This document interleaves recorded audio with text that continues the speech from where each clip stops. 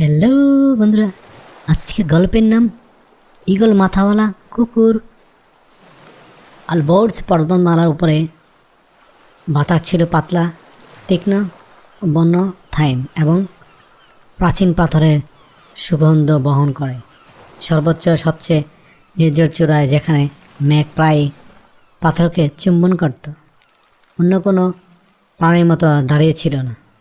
এর দেহ ছিল একটি শক্তিশালী পাতলা কুকুরের মতো, যা রোদে পোড়া মাটি এবং ছায়া রঙের পশমে ঢাকা ছিল। কিন্তু সেখানে একটি কুকুরের মাথা থাকা উচিত, কিন্তু সেখানে একটি ঈগলের রাজকীয় আকারে ধরা ঠোঁট, তীক্ষ্ণ সোনালি চোখ, যা ব্রোঞ্জ এবং সোনার সাথে ঝলমল করা দুর্দান্ত পালকযুক্ত ডানাওয়ালা তা আবদ্ধ ছিল। এটি ছিল চামরস এবং ইরান শহরের অভিভাবক পৌরাণিক ঈগল মাথাওয়ালা কুকুর। চামরস পাহাড়ের মতোই বৃদ্ধ ছিল, একজন নীরব প্রহরী যিনি নিচের বিশাল প্রাচীন ভূমির উপর নজর রাখতেন।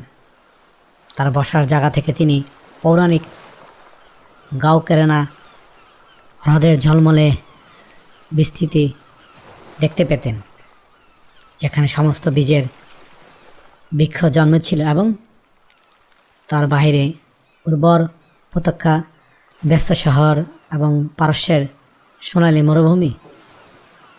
তার উদ্দেশ্য ছিল একক, পবিত্র বৃক্ষ এবং ভূমির আত্মাকে যে কোনো অপদার্থ থেকে রক্ষা করা। প্রায়শই আক্ষরিক অর্থেই আক্রমণকারী বাহিনীকে খোঁচা করে যেন তারা তুচ্ছ বীজ। এক প্রচণ্ড গ্রীষ্মে এক ভিন্ন ধরনের হুমকি শুরু হয়েছিল। এটি ব্যানার এবং তরবারি সহ আক্রমণকারী সেনাবাহিনী ছিল না, বরং উত্তপ্ত মরুভূমির বাতাসে বহনকারী এক ছলনাময়ী ফিসফিসানি ছিল। একটি দুর্যোগ একটি সূক্ষ্মভাবে শুরু হয়েছিল, কিন্তু দূরবর্তী বাগানে পাতাগুলো একটি হালকা হলুদ রং ঝর্ণা এবং এক অদ্ভুত শুষ্কতা যা কখনো ব্যর্থ হয়নি। শীঘ্রই প্রাণীরা অসুস্থ হতে শুরু করে, তাদের কোট নিস্তেজ হয়ে যায়, তার চোখ মেঘলা হয়ে যায়, এক অদৃশ্য বোঝার নিচের ভূমিও দীর্ঘশ্বাস ফেলতে শুরু করে। চামরস তার প্রাচীন হাড়ের গভীরে পরিবর্তন অনুভব করছিল, পৃথিবীর প্রাণবন্ত স্পন্দন যা তিনি সশব্দ ধরে অনুভব করেছিল, তা টলমল করেছিল। তিনি তার তীক্ষ্ণ এগুলো চোখ দিয়ে পর্যবেক্ষণ করলেন। নশ্বর মানুষের অদৃশ্য বিশাল বৃত্তে উড়ে বেড়াচ্ছে, উৎসটি চিহ্নিত করার চেষ্টা করেছিলেন। মনে হচ্ছিল এই দুর্যোগ দক্ষিণ পূর্ব মরুভূমি থেকে উদ্ভূত হচ্ছে। সেখানে ছিল তীব্র সৌন্দর্য এবং কঠোর বাস্তবতার এক স্থান। এক সন্ধ্যায় যখন সূর্য আকাশ জুড়ে লালচে রং ধারণ করেছিল, চামরস তার শিখর থেকে নেমে এলেন। তার থাবা শক্তিশালী নখর দিয়ে শেষ ধুলো খুব একটা নাড়াচ্ছিল না। তিনি জানতেন যে তিনি কেবল এই শত্রুকে কোছা দিয়ে তাড়াতে পারবেন না। এটি রক্তমাংস নয়, বরং একটি লতানো বিষ। তাকে বুঝতে হবে। তিনি দুর্যোগের তীক্ষ্ণ পথ অনুসরণ করে কয়েকদিন ধরে ভ্রমণ করছিলেন। তিনি ভেতরে শহরগুলির মধ্য দিয়ে যান, যেখানে একসময় প্রাণবন্ত বাজারগুলো নীরব ছিল, তাদের দোকানগুলো পরিত্যক্ত ছিল। তিনি একসময় গর্বিত সিংহগুলোকে দুর্বল এবং অলস ভেবে দেখতে পেলেন। তাদের গর্জন কান্নায় পরিণত হয়েছিল।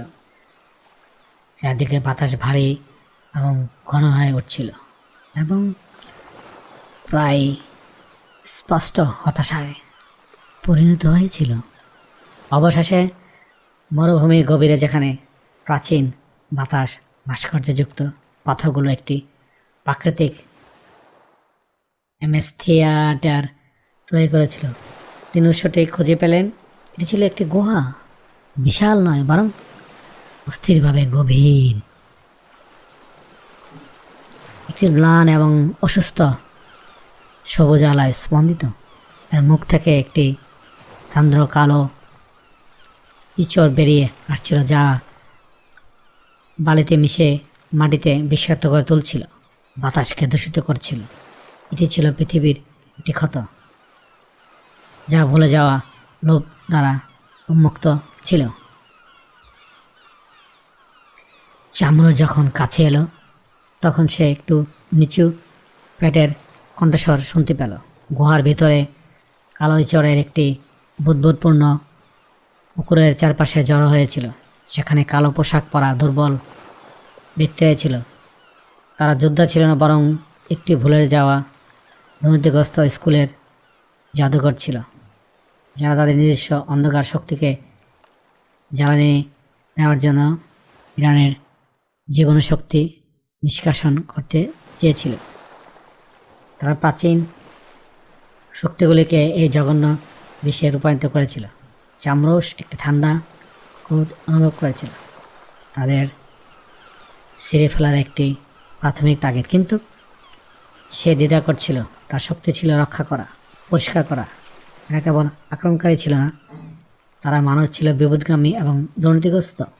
কিন্তু তবুও মানুষ তাদের ধ্বংস করলে কেবল জমিতে একটি দাগও থাকবে এবং বিষ এখনই হয়ে যেতে পারে। তার কেবল উৎস বন্ধ করার প্রয়োজন ছিল, বরং এর যন্ত্রগুলো বন্ধ করতে চেয়েছিল। সে দেখতে পেল গুহার দেওয়ালে খোদাই করা প্রতীকগুলো, প্রাচীন ব্রণগুলো, যা একই অসুস্থ সবুজ আলোয় স্পন্দিত হচ্ছিল। তারা ছিল নারী পৃথিবীর কেন্দ্র থেকে শক্তি টেনে নিয়ে একে ধ্বংসাত্মক বস্তুতে রূপান্তর করেছিল। জাদুকররা কেবল এটিকে নির্দেশ করেছিল।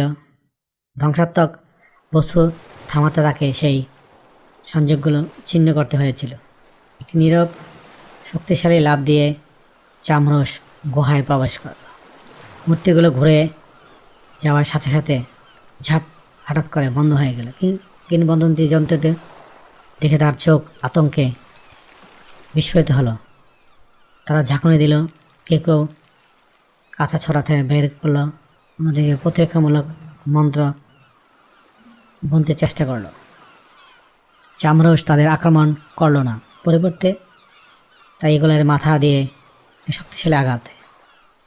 সে কেন্দ্রীয় বেদিটি ভেঙে ফেলল। সেখানে ইঁচড় বুদবুদ করে ফুটে উঠল। তারপর অবিশ্বাস্য গতি এবং নির্ভরতার সাথে সে দেওয়ালের উজ্জ্বল ব্রণগুলো ছিঁড়ে ফেলল। পৌরাণিক প্রাণীদের আঁকড়ে ধরার তৈরি তার শক্তিশালী নখর প্রাচীন খোদাইগুলোকে ছিঁড়ে ফেলল।